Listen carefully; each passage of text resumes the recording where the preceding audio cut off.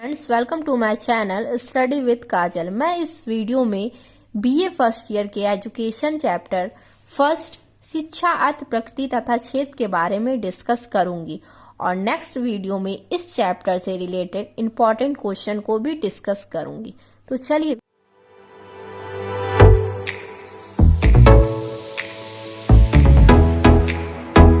शिक्षा अर्थ प्रकृति तथा क्षेत्र के बारे में जानने से पहले हम शिक्षा के बारे में थोड़ा सा जान लेते हैं। शिक्षा शब्द संस्कृत के छित धातु से बना है जिसका अर्थ ज्ञानोपार्जन करना अथवा सीखना होता है। शिक्षा शब्द जो है वो संस्कृत के छित धातु से बना है जिसका अर्थ ज्ञानोपार्जन करना अथवा सीखना होता है।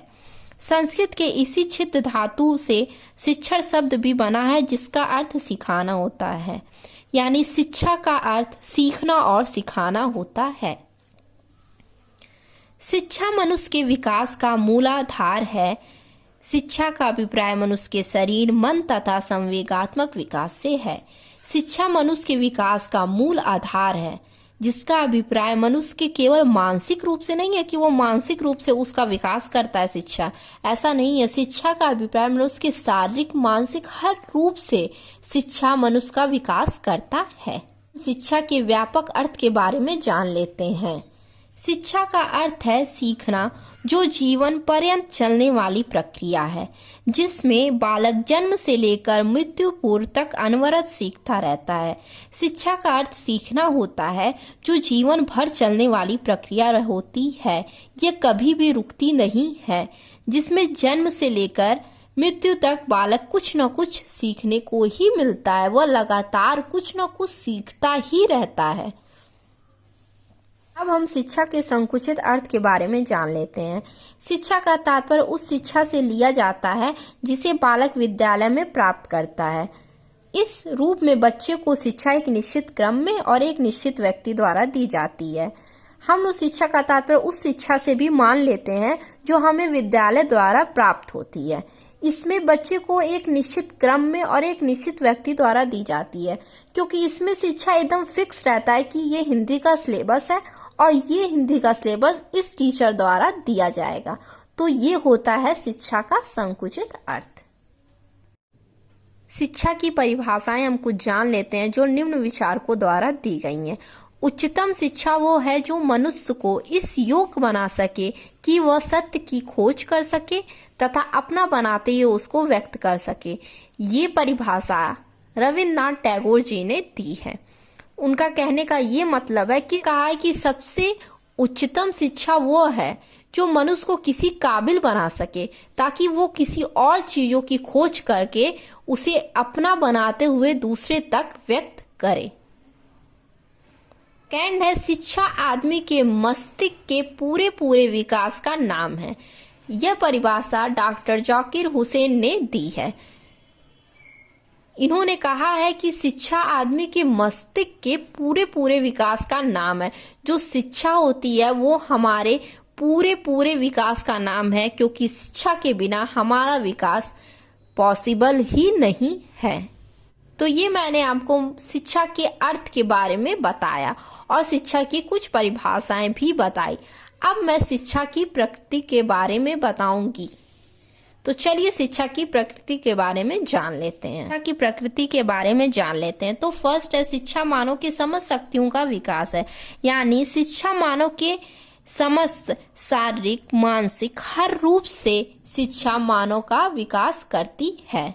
एंड सेकंड है शिक्षा आजीवन चलने वाली प्रक्रिया है। शिक्षा निरंतर यानी आजीवन चलने वाली प्रक्रिया है जो कभी भी रुकती नहीं है। जन्म से लेकर मृत्यु तक हमें कुछ न कुछ सीखने को ही मिलता है।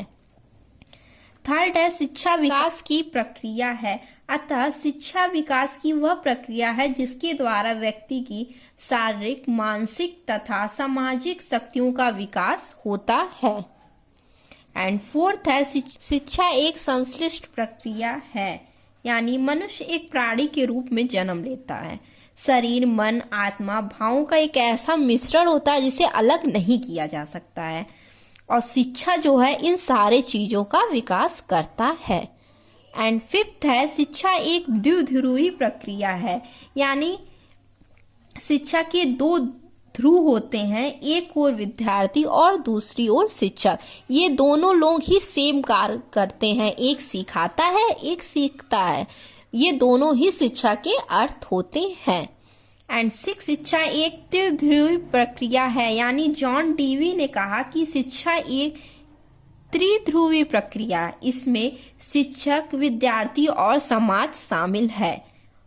इस प्रकार शिक्षक, विद्यार्थी और पाठ्यक्रम तीनों मिलाकर शिक्षा की प्रक्रिया को पूरा करते हैं। शिक्षा एक गतिशील प्रक्रिया है जो हमेशा चलने वाली प्रक्रिया है, यह कभी भी रुकती नहीं है।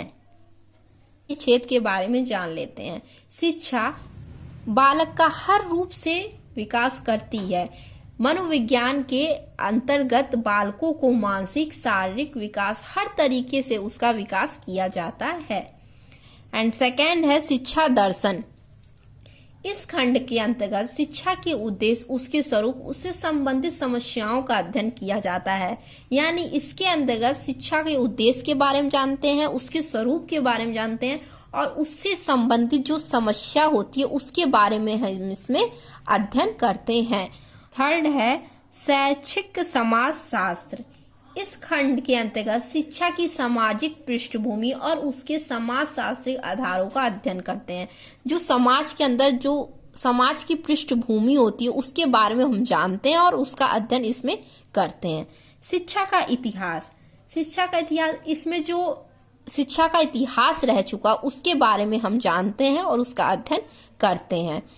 शिक्षण पद्धति, इसमें मुख्यतः विभिन्न विषयों के शिक्षण के स्वरूप, उनके पढ़ाए जाने की आवश्यकता और शिक्षा के मुख्य उद्देश्य और विभिन्न घटकों से संबंधित ज्ञान, सूचनाओं छात्रों को परिचित कराने के लिए विधि और क्रम बनाए जाते हैं। यानी कि कौन सी शिक्षा जरूरी है, कौन सी नहीं, इस बारे में हम इसमें जानते हैं। एंड 6 है शैक्षिक प्रशासन। शैक्षिक प्रशासन में इस शाखा के अंतर्गत शिक्षा के प्रशासन से संबंधित सिद्धांतों और समस्याओं का अध्ययन किया जाता है कि जो सिद्धांत है, जो प्रशासन से संबंधित सिद्धांत बनाए गए हैं, उसमें जो समस्याएं हैं उसके बारे में इसमें अध्ययन किया जाता है। एंड 7 है शैक्षिक समस्याएं।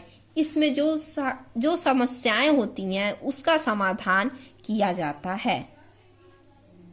एंड 8 है तुलनात्मक शिक्षा। इस शाखा में अन्य देशों की शिक्षा प्रक्रिया को अपने देश की शिक्षा प्रक्रिया से तुलना किया जाता है और देखा जाता है कि क्या इसमें कमी है और क्या इसे बेटर बनाना चाहिए, इसमें तुलना किया जाता है। तो ये रहा मेरे फर्स्ट चैप्टर का पूरा डिटेल। मैंने आपको अर्थ, प्रकृति तथा क्षेत्र के बारे में बता दिया। एंड नेक्स्ट वीडियो में मैं इससे रिलेटेड इंपॉर्टेंट क्वेश्चन को डिस्कस करूंगी। अगर आपको वीडियो अच्छा लगा तो प्लीज लाइक कर दीजिएगा एंड सब्सक्राइब कर दीजिएगा। एंड वीडियो देखने के लिए थैंक यू।